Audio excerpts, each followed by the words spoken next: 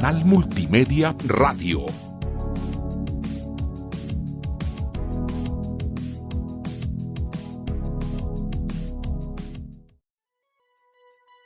IUS Canal Multimedia. Derecho a tus oídos. Desde la Ciudad de México para el mundo, IUS Canal Multimedia Radio.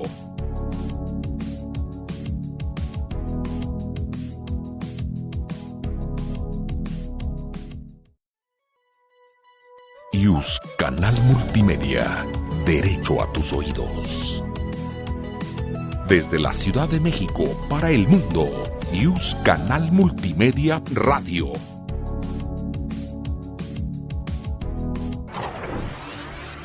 IUS Canal Multimedia presenta.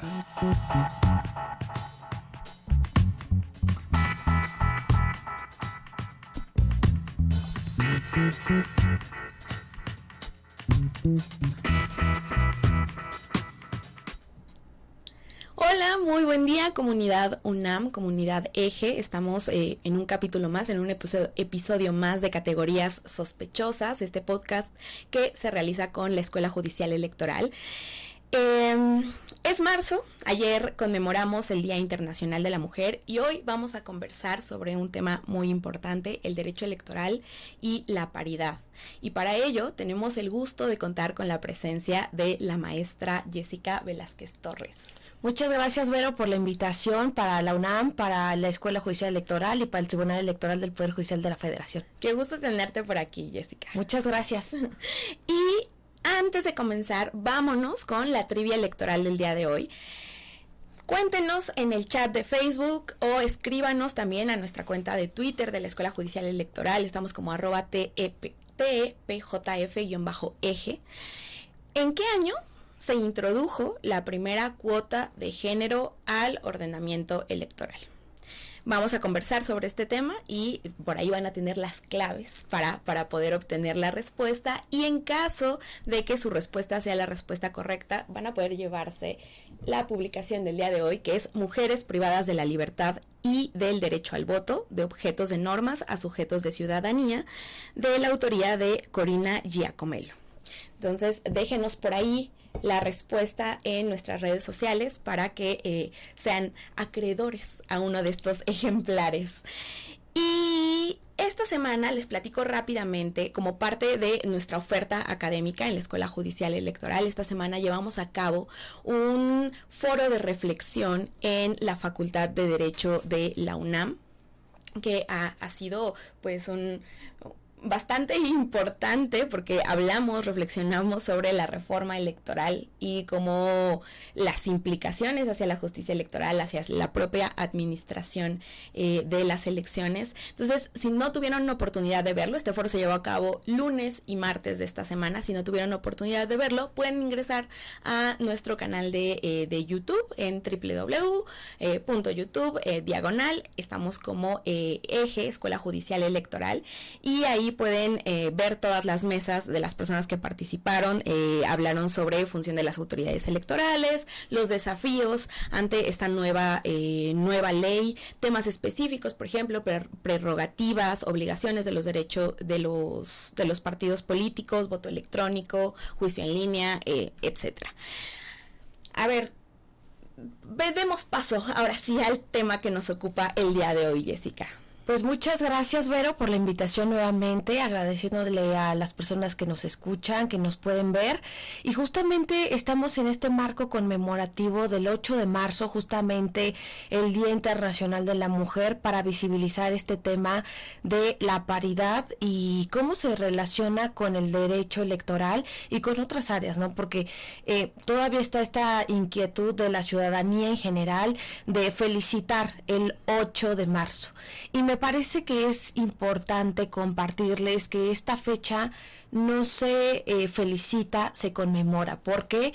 porque viene esta fecha de 1975, justamente por la Organización Nacional de las Naciones Unidas, justamente que permite garantizar y visibilizar los derechos humanos de las mujeres, y fue derivado de dos movimientos o más movimientos sociales, pero justamente fueron muy significativos, dos en especial. Justamente los dos se suscitaron en Nueva York en el siglo XIX y en el siglo XX, justamente al incendiarse dos fábricas textiles en donde habían mujeres trabajadoras de la industria textil quienes luchaban por sus derechos laborales para erradicar estas vulneraciones a sus derechos laborales, entonces evadir la precariedad laboral, y pues lamentablemente fueron encerradas en estas huelgas que realizaron, quedando atrapadas e incendiadas después de que quemaron las fábricas, ¿no? Entonces, de ahí es que se puede visibilizar al 8 de marzo como el Día Internacional de la Mujer, y es un espacio perfecto para poder reflexionar sobre los derechos que todavía que tenemos pendientes, sobre los importantes avances que hemos tenido, que han sido importantes sin duda, pero todavía tenemos muchos retos, y como bien comentabas, en este marco también de la reforma electoral que vamos a abordar en unos minutitos más, cómo es que ha sido implementado, ¿no? Si es a favor o en contra, y pues bueno, también invitar a la reflexión a la audiencia para que puedan nutrirse y acceder a información un poquito más sólida. Claro, y para eso, algo que no les compartí por ahí, es que contamos con esta experta el día de hoy. Jessica es abogada, es maestra en Derecho Constitucional por la UNAM, además tiene estudios en la sede de la UNAM en Canadá, en el CIDE y también en la propia Escuela Judicial Electoral. Escribe en la revista Hechos y Derechos del Instituto de Investigaciones Jurídicas, ha sido servidora pública tanto del Tribunal Electoral como del INE y también en el Senado, y además actualmente es conductora en el IMER. Entonces, vamos a hablar desde ahí. Sí, no, pues, y justamente en este punto, destacar el tema también de la paridad, como bien comentabas, ¿no? Aterrizarnos a lo que estamos platicando. Se han implementado inicialmente acciones afirmativas en favor de la paridad. ¿Y qué quería decir este principio de paridad? Bueno, para el 2015, aproximadamente después de la reforma electoral de 2014, es que se empezó a implementar estas cuotas. ¿Para qué? Para que inicialmente era un 30-70% de la participación de las mujeres, es decir, 70% de los espacios para acceder a espacios de liderazgo político de las mujeres y el 70% para los hombres. Posteriormente cambió de 40% a 60%, y después pasamos al 50% de la postulación de mujeres y de hombres. Sin embargo, esto era considerado como acciones afirmativas. Esto eran medidas de carácter temporal, justamente para la implementación y tener resultados inmediatos, pero era para un proceso en concreto, ¿no? Entonces, si estamos en un proceso electoral en donde se iba a renovar el Congreso de determinada cantidad de estados de la República, pues evidentemente no se iba a ver reflejado en el resto de las entidades federativas. Y fue por eso que hubo importantes cambios en materia de paridad en las reformas de 2019 y también incluyendo las del 2020. Entonces, ahí fue cuando ya se cambia este tema de paridad, pero ya no va a ser como una acción afirmativa. Ahora ya lo tenemos como un principio constitucional, y ahora es un sí o sí que se debe de adoptar en todos los estados, en todos los cargos de elección popular, e incluso también en los órganos de liderazgo político, que no necesariamente van a ser parte de un proceso electoral, pero vaya en espacios de toma de decisiones para todo el país. Claro, o sea, finalmente el objetivo es que las mujeres tengan una mayor participación política, que puedan incidir realmente en espacios de decisión, de discusión, de políticas públicas incluso, y porque además estamos hablando de que las mujeres se nos reconoció el derecho a votar en la década de los 50, y desde ahí hasta la década de los 90 se le ocurrió por ahí al legislador decir: estaría bien que también participaran, ¿no? Así, claro. ¿Y por qué no incluimos alguna medida ahí al respecto? Y han pasado 30 años y todavía sigue esta pugna para poder llegar a espacios de toma de decisión de forma real, ¿no? Pasar de esta representación numérica a una representación sustantiva. Completamente, pero porque justamente este año conmemoramos 76 años del voto de las mujeres, del reconocimiento del voto, porque ni siquiera votar, a ser votadas, ¿no? A ser electas. Fue un derecho a votar, simplemente para elegir a otras personas, en este caso hombres, para que las representaran. Y 70 años de reconocer el derecho de las mujeres a nivel federal.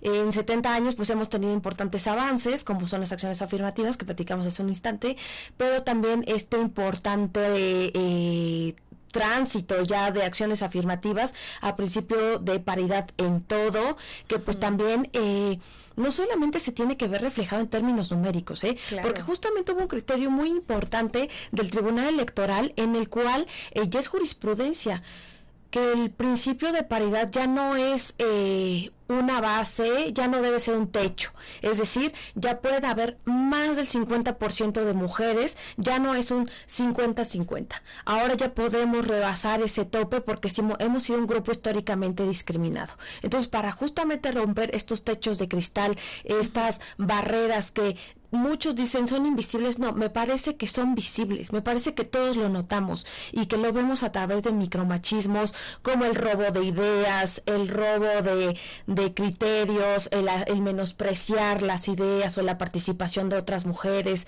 etcétera. Entonces, me parece que ya no es tan invisible, me parece que no era nombrado, que no era visibilizado, pero siempre estuvo latente. Entonces, me parece que también ahorita el que ya estemos avanzando no solamente en términos numéricos, sino también que se pueda ver reflejado en política pública, en necesidades propias de las mujeres en el país, y no solamente hablemos del promedio en general de las mujeres, ¿no?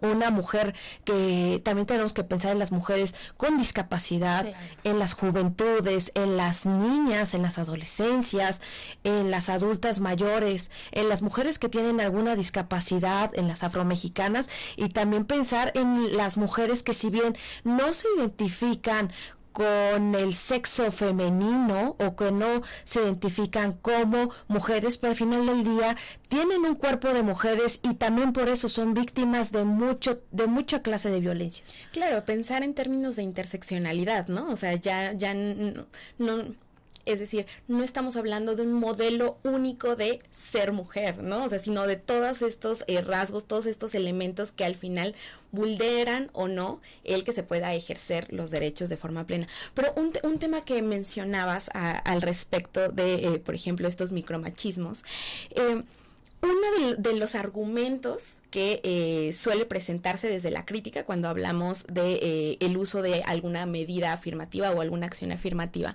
es que quizás quienes llegan a estos espacios de decisión o de algún cargo público lo hacen simplemente por el hecho de ser mujer, ¿no? Y a veces esta crítica a lo que va es no tienen la experiencia, no tienen quizás los conocimientos, pero ¿cómo podemos darle la vuelta a estas situaciones?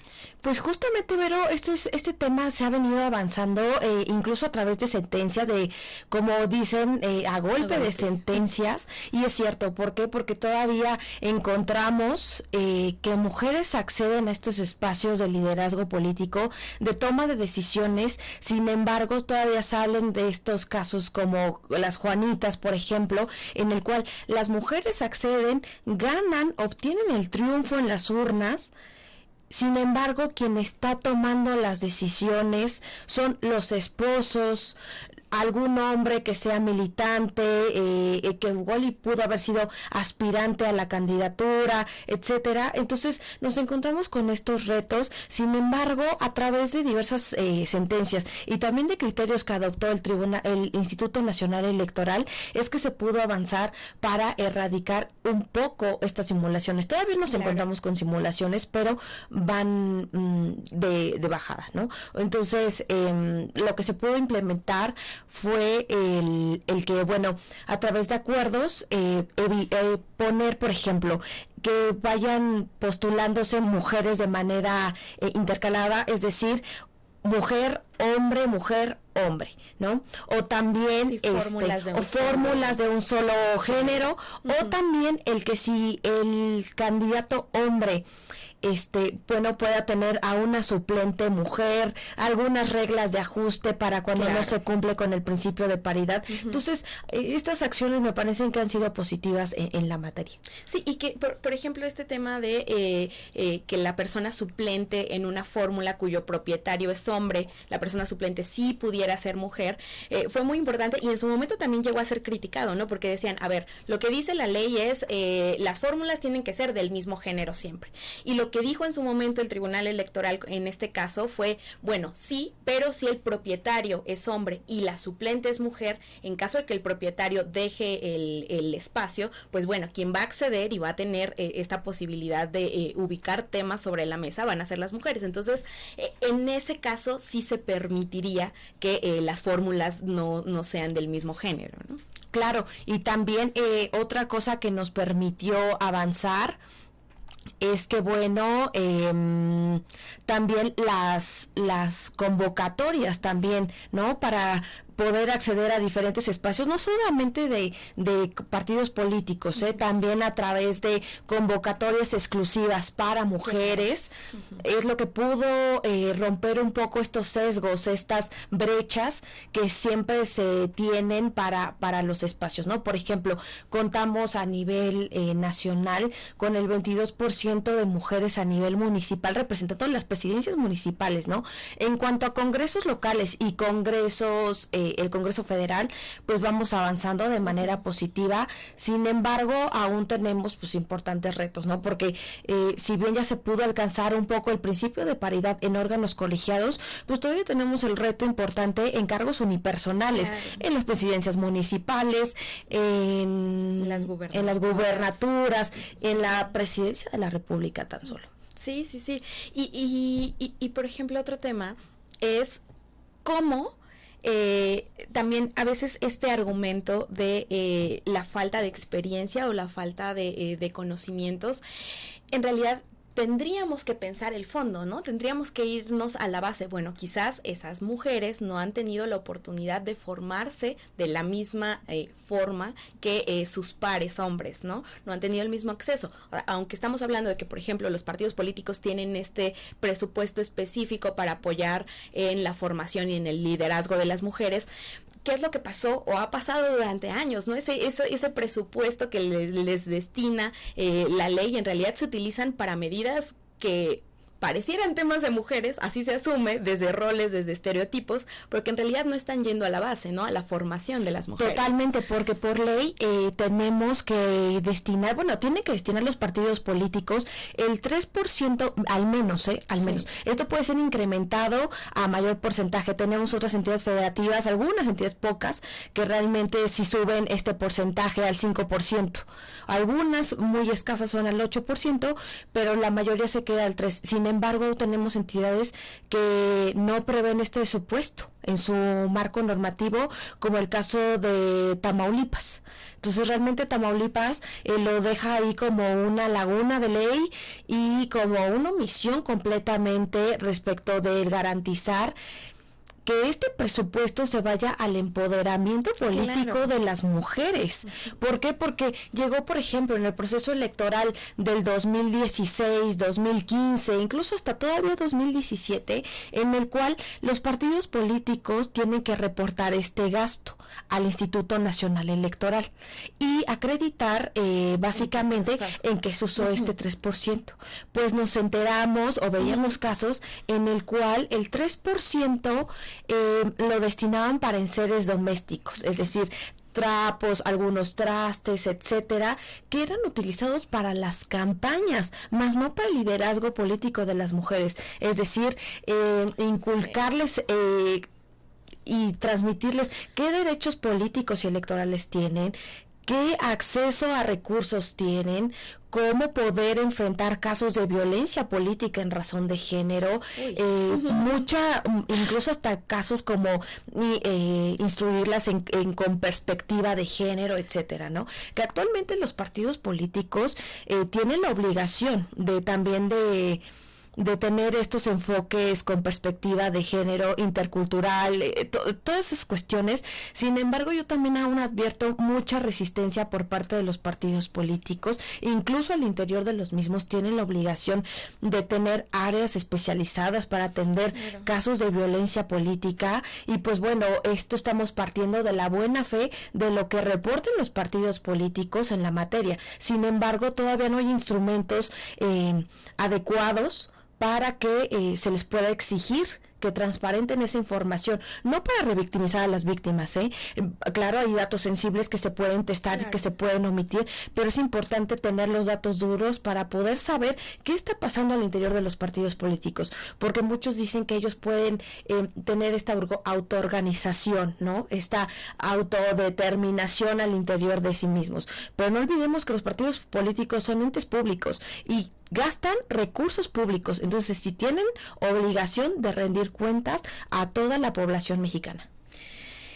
Y el tema de violencia política de género, vamos a tener por ahí un episodio al respecto, y también vamos a hablar sobre la reciente resolución de la controversia de criterios de la Suprema Corte, ¿no? Que eso también nos va a dar por ahí en unos minutitos más sobre cuál es el impacto que realmente tiene esta eliminación de la figura del modo honesto de vivir y cómo se relacionaba también con la violencia política de género, ¿no? Totalmente, porque pues justamente hace no tanto la Suprema Corte de Justicia de la Nación echó para atrás este importante avance que se tenía del requisito constitucional para acceder a espacios de liderazgo político, es decir, para cualquier candidato o candidata, el contar con este modo honesto de vivir, y realmente hasta el Tribunal Electoral a través de jurisprudencia había contextualizado que podía entenderse por el modo honesto de vivir, aunado a que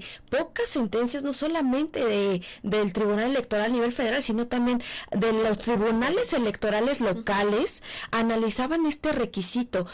Al menos menos del 20% analiza este requisito del modo honesto de vivir en las resoluciones que emiten. Entonces, recientemente la Suprema Corte, en este mes de marzo, pues dijo que este requisito era inconstitucional y que impedía este acceso a la reinserción social de las personas, pero realmente yo no estoy tan de acuerdo con este criterio, sin duda alguna. ¿Por qué? Porque también se tienen que hacer ejercicios ahí de ponderación. No quisiera ponerme muy técnica, pero sin duda se tiene que buscar el mayor beneficio posible en un ejercicio de ponderación de derechos, es decir, que se garanticen más derechos a la colectividad que en lo particular. Entonces, realmente, pues, ¿cuántos candidatos hemos visto que tienen antecedentes de violencia familiar, que son deudores alimentarios morosos, que son agresores sexuales? Y me parece que son los menos en comparación al bien público que pudieron haberle generado a la población mexicana de contar con representantes que no tengan antecedentes de violencia política, y no solamente de violencia política, sino de cualquier tipo de violencia de género en contra de las mujeres e incluso también de las infancias. Ahí es muy importante también lo que hizo en su momento el Tribunal Electoral de establecer este padrón de personas que hayan cometido algún tipo de violencia de género, ¿no? Y lo que esto implicaba ya al momento de intentar postularse a una candidatura para ocupar algún cargo público, que todo esto, o sea, vino, sí sabemos desde por ahí alguna resolución de la Sala Regional Jalapa, pero también hay colectivas que desde fuera estuvieron impulsando mucho el tema de la 3 de 3 contra la violencia política de género. Y para no dejarles este tema como tan sueltito, vamos a incorporar en este momento las breves electorales para hablar un poquito de este tema, de esta controversia de criterios de la Suprema Corte. Y es que esta semana, como les adelantábamos, resolvió que el modo honesto de vivir que se establece por ahí en la Constitución, en realidad, esto surge porque tenemos la acción de inconstitucionalidad 107 de 2016, que en su momento trató del artículo 64 de la Ley Orgánica del Municipio de Veracruz, que planteaba por ahí una exigencia de que las personas para ocupar uno de estos cargos no contaran con antecedentes penales. Y por otra parte ya teníamos pues una vasta reflexión por parte del Tribunal Electoral al respecto de qué entender por modo honesto de vivir, y el REP 362 de 2022, que en ese REP lo que la Sala Superior dijo fue que, resolvió por ahí en mayoría, que la vulneración que es sistemática, que es dolosa, que es reiterada a la ley electoral, puede constituir una lesión al modo honesto de vivir. Y en este caso, lo que resolvió por ahí la Corte, lo que dijo es, cuando hablamos de este modo honesto de vivir, se puede hablar de un criterio o de una exigencia de orden moral, no tanto jurídica, y entonces por ahí es que se está abordando la discusión. Claramente vamos a tener que revisar lo que dice la resolución de la Corte, pero esto es un poco de lo que se discutió y se desprendió también del boletín que dieron a conocer esta semana. Y la preocupación desde el ámbito electoral es qué es lo que va a suceder con toda esta jurisprudencia que ya se tenía en lo electoral de que vulnerar o cometer actos de violencia política de género supone entonces una vulneración a este requisito del modo honesto de vivir, ¿no? Y todo lo que viene a partir de ello, porque pues sí, no solo estamos hablando de este requisito en términos generales, sino que también implicaba o suponía poner un poco de freno para que las personas, los actores políticos, no cometieran violencia política de género, ¿no? Totalmente, incluso, aquí me parecen dos puntos bien importantes, que existe el Registro Nacional de Personas Sancionadas en materia de violencia política de género, y también, aunque está el de carácter nacional, también las entidades federativas, a través de los institutos electorales locales, tienen la obligación de implementar también su propio registro de personas sancionadas en materia de violencia política. Hay casos como el estado de Veracruz, que contamos con 11 reincidencias, un caso en el que una persona ha cometido violencia política en razón de género 11 ocasiones.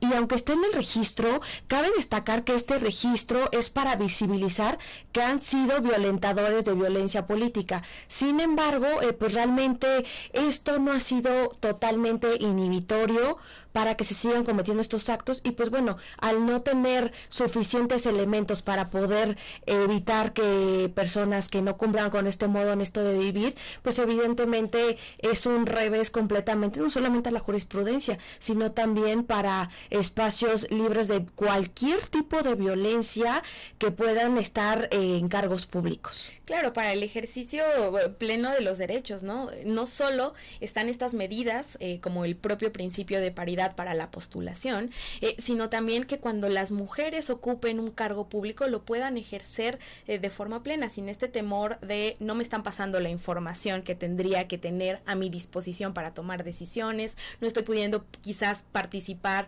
emitiendo mi opinión en los consejos, en las asambleas. O sea, en realidad una protección integral cuando hablamos del ejercicio de los derechos. Tú, para ir cerrando un poco, Jessica, ¿cuáles consideras que son los retos que todavía tenemos en materia de paridad de género? Bueno, pues todavía tenemos muy importantes retos. Este punto que comentabas al final, sí quisiera destacarlo en este momento. Los derechos humanos son progresivos, claro, tanto los políticos como los electorales de las mujeres y de cualquier persona en este país. Me parece que esta progresividad no puede ser tomada a la ligera, y también es que hay jurisprudencia y criterios de la Corte Interamericana en el cual precisa que cualquier Estado no puede tomar medidas regresivas en contra de estos derechos, y en dado caso que los pudiera implementar, tiene que ser con justificaciones realmente fuertes que evidencien que es más el beneficio que le puede dar a la sociedad que el retroceso en sí. Entonces me parece bien importante destacar esta progresividad de los derechos humanos, y bueno, hay importantes retos en materia de paridad. Sin duda la reforma electoral va a ser un reto sumamente importante. ¿Por qué? Porque actualmente nada más en la reforma se considera a la postulación, pero postular no significa en ningún momento que puedan integrar, es decir, ocupar espacios de liderazgo político de manera paritaria. Solamente hablan de materia paridad por cuanto a cargos unipersonales a nivel de las gubernaturas propiamente. Hablan de ciclos de los cuales va a depender básicamente los partidos políticos, su autodeterminación, su autoorganización, pero volvemos a lo mismo. Ahora con esta reforma pues se pone candado a las autoridades electorales para que puedan implementar acuerdos o instrumentos, claro, para que puedan guiar o puedan echar para atrás cuando se vulnere este principio constitucional de paridad. Entonces ahora ya se queda al interior de los partidos políticos esta determinación. También el tema de las acciones afirmativas se reduce. Actualmente tenemos 65 personas que están en el Congreso de la Unión, representando a varios grupos históricamente discriminados, y pues bueno, se reducen a 25 posibilidades. Incluso el número de distritos de personas integrantes de grupos o de comunidades indígenas pues también se redujo. Y el tema pues también de poder sancionar la violencia política en razón de género, sin duda también es un reto que va a quedar, porque pues actualmente esta nueva legislación precisa que nada más se va a poder sancionar lo que esté expresamente señalado en la ley. Entonces, si no se encuentra algún criterio, pues evidentemente vamos a encontrarnos con esta barrera, ¿no?, de poder sancionar desde lo administrativo electoral. Y pues bueno, también va a ser a mucho, ahora sí otra vez a golpe de sentencias, que se puede recuperar lo que ya se había avanzado en estos más de 30 años. Y en cuanto a materia de paridad, pues a partir del 2014, que fueron como la reforma más emblemática de 2014, y evidentemente pues la de 2019 y la de 2020. Qué importante seguir analizando estos temas, seguir viendo también hacia atrás lo que habíamos avanzado, cómo se llegó para poder asegurar estos derechos de todas las personas. Y como bien mencionas, también en su momento una de las, pues no sé si críticas, pero que se suscitó una discusión al respecto, fue cómo hacer compatible el principio de paridad y también acciones afirmativas o medidas afirmativas de otros grupos históricamente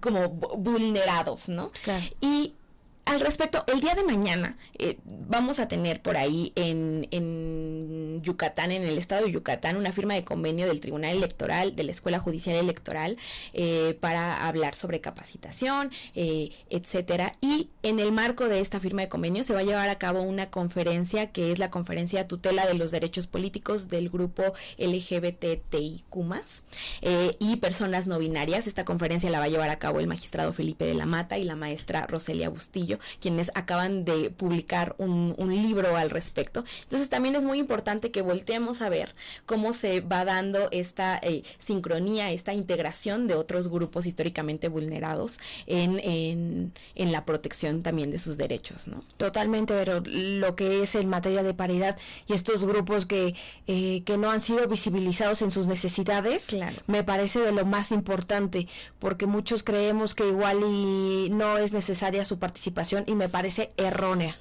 Me parece que su participación es importante porque ellos saben perfectamente cuáles son sus necesidades, porque ellos son quienes las viven, ¿no? Entonces me parece que el que se sigan garantizando los derechos políticos y electorales de las mujeres y de los grupos que no han sido visibilizados, como las mujeres que pertenecen a algún grupo, por ejemplo, de afromexicanas, etcétera, con discapacidad, etcétera. Sí, sin duda se tiene que seguir garantizando, y también a otros grupos, por ejemplo, la diversidad sexual, adultos mayores, las juventudes, claro, las personas que viven en esta cuota migrante también, que me parece bien interesante, que ese es otro tema que sin duda sí da para mucho de qué hablar.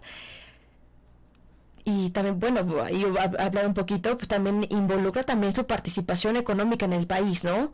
Que muchos podemos pensar, bueno, pues es que ya no viven en este país, claro, pero no olvidemos que en momentos críticos de economía nacional, ellos a través del envío de sus remesas han podido solventar la economía del país. Tan es así que en la pandemia, la crisis sanitaria, en 2020 claro, fue cuando el envío de este apoyo económico a sus familias mexicanas fue en México, es que se pudo solventar para muchas familias. Totalmente, ¿no? Entonces me parece bien importante que se visibilice todo lo que está pasando y que no nos dejemos polarizar o colonizar con ideas que en ocasiones son poco precisas. Me parece que es bien importante informarnos con información neutra, con información sólida, y al final nosotros tomemos nuestra propia decisión, nuestro propio criterio, pero con un buen contexto, no partiendo de comentarios o premisas falsas. Pues muchísimas gracias, Jessica, por acompañarnos en el episodio de hoy. Vamos a tener de estos temas, tenemos un episodio dedicado al voto desde el extranjero, tenemos otro hablando de pueblos y comunidades indígenas, violencia política de género, así es que les invitamos a seguir sintonizando Categorías Sospechosas todos los jueves desde las 9 de la mañana aquí en el canal IUS Multimedia. Muchas gracias y nos vemos en el próximo episodio. La Facultad de Derecho agradece a quienes realizaron este programa, conductores, invitados y productores, quienes participan de manera honoraria. En IUS, Canal Multimedia, Derecho a tus oídos.